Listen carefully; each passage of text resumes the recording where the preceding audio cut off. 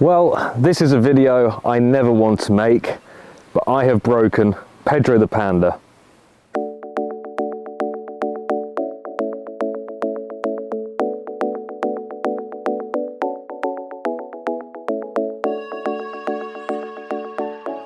Hello and welcome back to another PTP 4x4 video, and if you would have watched my last video where Pedro the Panda and a few of my friends went to Dalton 4x4 off-road in the Lake District, you would have seen that Pedro the Panda suffered a pretty bad breakdown. And that breakdown was an item that I was slightly concerned about, and that was my self-locking rear differential. A few months prior to the Lake District trip, me and my mechanic Jamie fitted a self-locking rear differential from a company called 141 World. Now this was a brand new product that they just released for the Model 169 Panda 4x4, but obviously my car isn't very standard, so it is running almost 4 times the power of a standard Fiat Panda 4x4 and almost twice the power of a diesel Panda 4x4. So that obviously left me and the manufacturer slightly concerned about how will the self-locking rear differential... Sorry, it's all right, no worries. Are you sure? Yeah. Sorry. Cheers. It's like Piccadilly Circus down there. Jesus. So we were both concerned, how well will the self-locking rear differential hold up to the extra power? Now, they had never tested this kit on a car before with this amount of power. They were hoping that it was going to hold up fairly well, and it did at the start. But then at Dalton 4x4 off-road, when I really pushed it hard, this happened.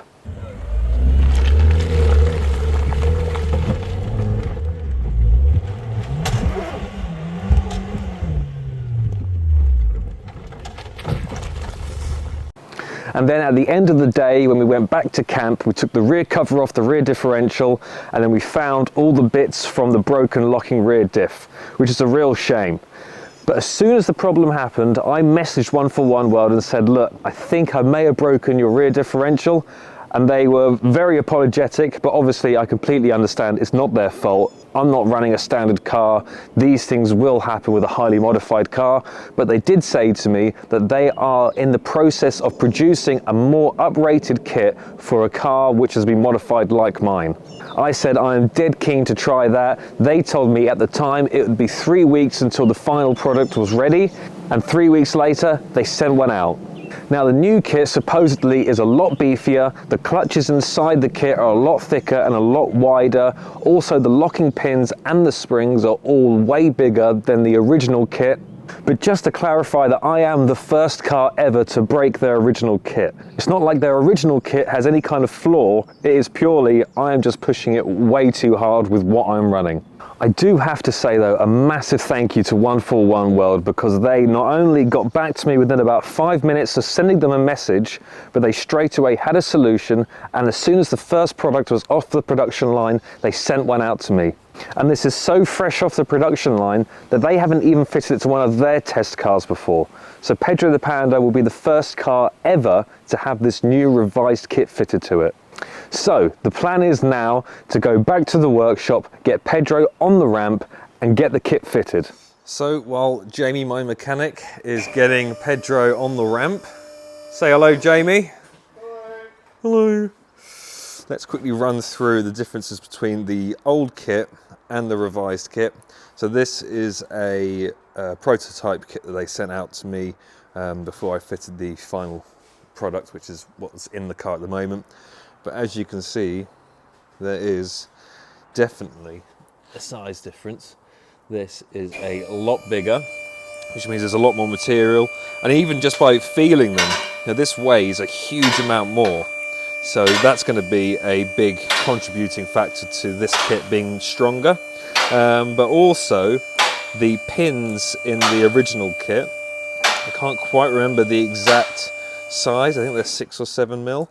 But the new pins are, I think, 1 mil bigger. So I think they're 7 or 8 mil bigger, 7 or 8 mil total size, which is like 20% an increase in size. So that's going to be a big improvement as well. So these two factors should mean that this new revised kit is going to be a lot stronger and therefore, hopefully, should not break But like I said before, this is research and development, so I'm going to fit this kit and then kind of give one for one world my feedback on how it withstands the power, because this car originally made 59 horsepower and now makes 150 horsepower, which is way more than even a mapped diesel car, which is what they kind of tested the kit on.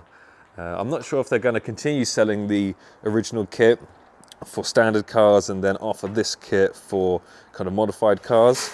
We'll just have to wait and see. I am quite literally the only person who has broken the original kit so far, so it's not going to be a common problem, and it isn't a fault of the product at all. So yeah, let's see how it goes. But we're going to remove the last bits of the original kit from my rear diff and see what's left inside.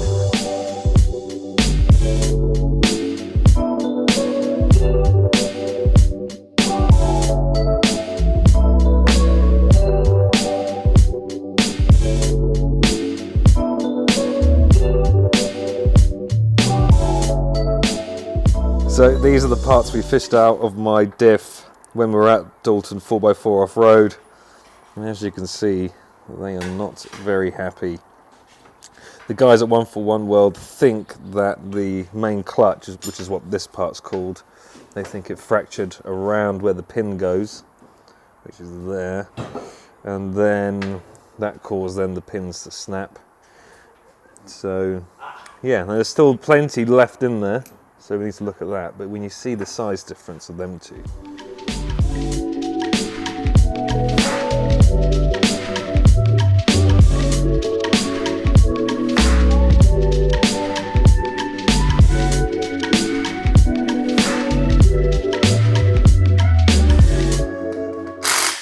diff has been lowered, all the mounts undone, taking off the back cover.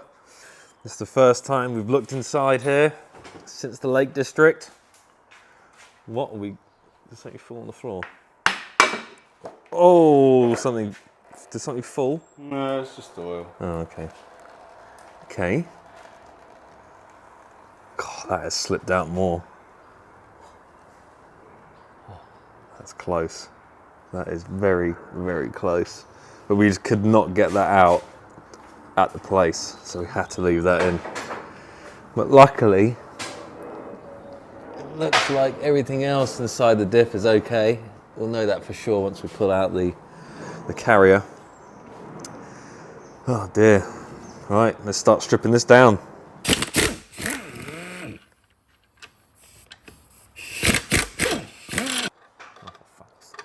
What? Nah. Wasn't tight. Oh, oh, oh. Lovely. Oh, oh. Bits in there. There's a few bits in there.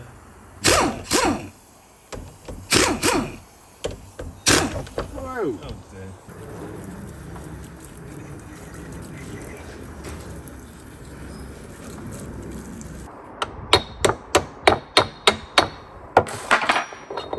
There we go. There's a true magician's work. So that is all of the bits stripped out of the diff carrier, and here are all of the components from the original kit. Oh dear, makes me sad seeing it like this. Oh, but new kit's here, it's going to go in. We'll assess the whole diff internals to see, or to make sure there's no other damage. We should be okay. Clean it all down and then reassemble. It all seems okay. There is a little bit of a gouging mark there. I don't know if you can see that.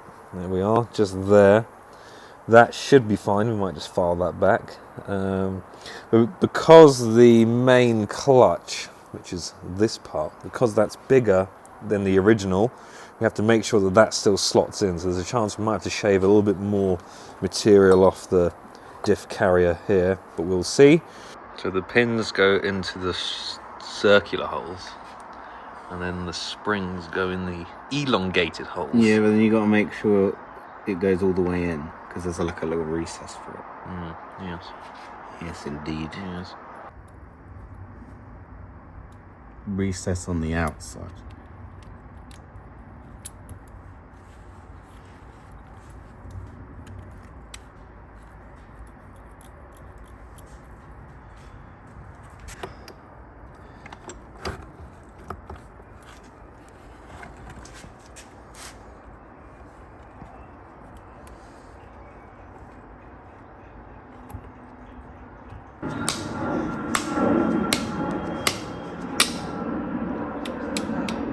Beautiful. So you can see it was just on the very edges.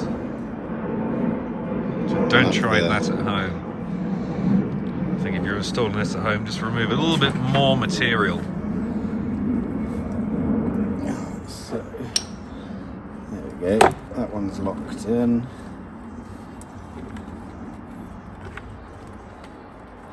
You need to slide out the bits. So we have managed to get it in, but now it is critical that we measure the gap between the two clutches there, which in the manual it says between 3.6 and 4.3 millimeters. So we're going to measure that now. And look, there's Dusty the Dacia, who tried his very best in Dalton 4x4, but could do better. He did a bit rubbish though, didn't he? Yeah, he didn't do particularly great. We're at 3.71. 3.71. Yeah, or 6.9 Okay. ish. So that is bang on measurements, so that's good. Yeah. Beautiful. Okay. Lovely. Well, that's in.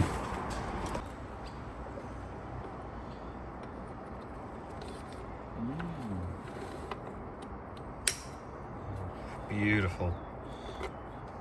Right, so now roll pin down.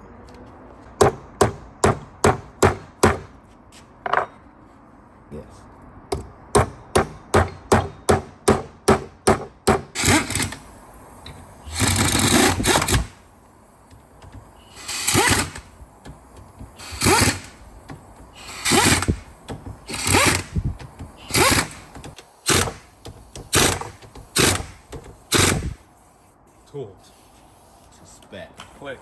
Diff is back together, ready to go into Pedro. We are repairing Pedro's rear end. Ooh. Not for the first time. Not for the first time, probably won't be the last. It definitely won't be the last. I really hope this is the answer. Slightly larger and more solid made rear locking diff. Stay. But you just don't know. That's what happens when you push modified cars to the ragged edge.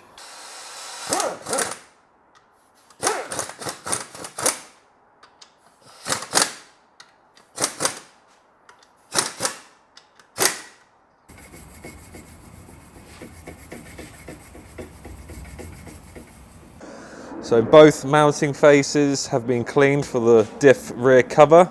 That's all lovely and clean. The pickup magnet has all been cleaned as well.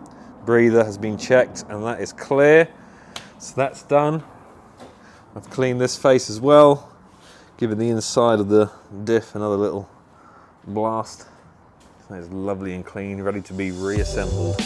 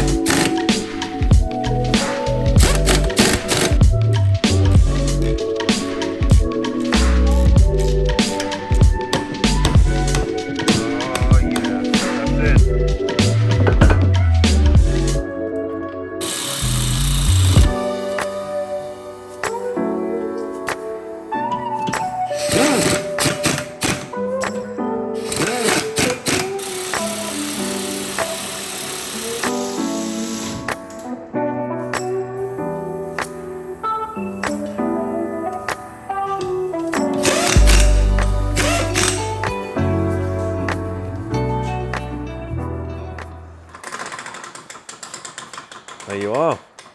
You spin this wheel, you hear that ratcheting noise. That's louder than the other one, isn't it? but that is functioning. So the next job, tighten up the drain plug, fill it up with oil. That might make it a little bit quieter. Definitely does seem more noisy than the last kit, but then the springs and the pins and everything is a lot more beefier on this kit, so it's kind of understandable.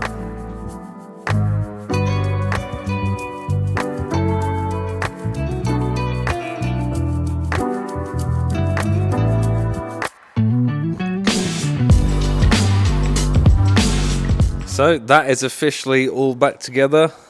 Rear diff guard back on.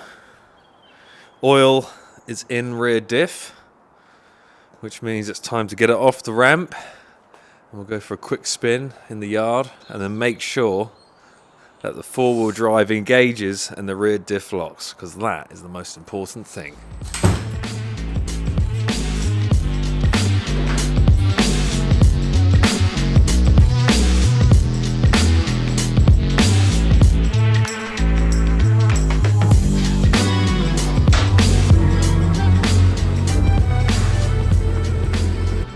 Right, so unfortunately we lost light yesterday, but today we have driven the car out of the workshop, and as you'll see now, this is diff lock disengaged.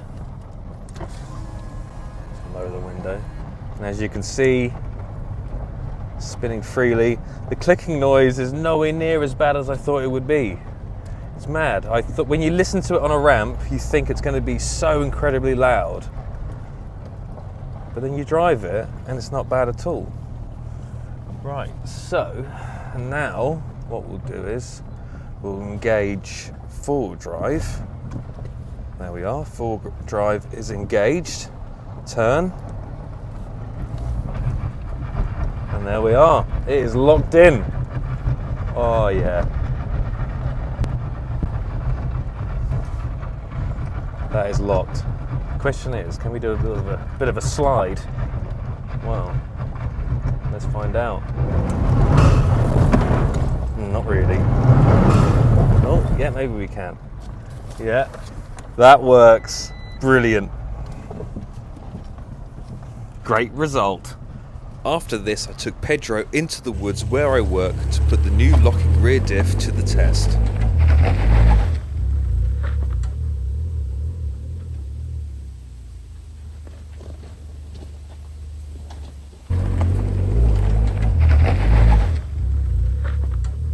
So there we are, Pedro the Panda has been fixed and it is now back in four-wheel drive, which I'm very excited about because very soon me and a few friends are heading to Salisbury Plains, which is an area I've never been to before. I've seen plenty of videos on it and I cannot wait to go there. But thank you very much for watching this video. Thank you again to 141 World for helping me get this problem resolved. Like I have said, I am running a hell of a lot more power than the car originally had, and fingers crossed this is the answer to my issue with the rear locking differential. Thank you very much for watching. Please subscribe to my channel and I'll see you on the next video.